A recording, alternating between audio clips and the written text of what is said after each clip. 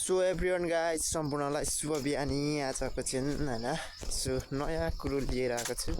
So everyone guys भन्दै तपाईँहरू समक्ष चाहिँ मैले भिडियो बनाउँदै हिँडिरहेको थिएँ। यो भिडियो बनाइमा पनि दाइ बाबुको आँखा लागेछ। यानि कि हिजो म भालडार मात्र जाँदै थिएँ, गोजीबाट खसेर मेरो फोन खिचिएको छ। आज दुःखैले यो भिडियो बनाउँदैछु। सो एभ्रिवान गाइज मेरो भिडियोलाई चाहिँ एकदम माया गरिदिनु होला है त। अबदेखि चाहिँ खासै मेरो ब्लगहरू चाहिँ आउँदैन भन्ने जानकारी दिँदै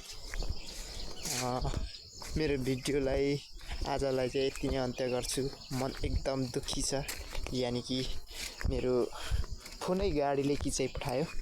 त्यसैले वर्षकै यही भिडियोलाई नसक्दो सेयर गरेर साथीसम्म चाहिँ पुऱ्याइदिनु, जति मलाई चिन्नुहुने होइन। यसरी नै मेरो फोन खिचेको चाहिँ अब भरे देखाउँला, साथीको फोनबाट मेरो फोन देखाएर होइन। यसरी नै ल एभ्रिवान गाइस, आजलाई चाहिँ यति नै मेरो भिडियो।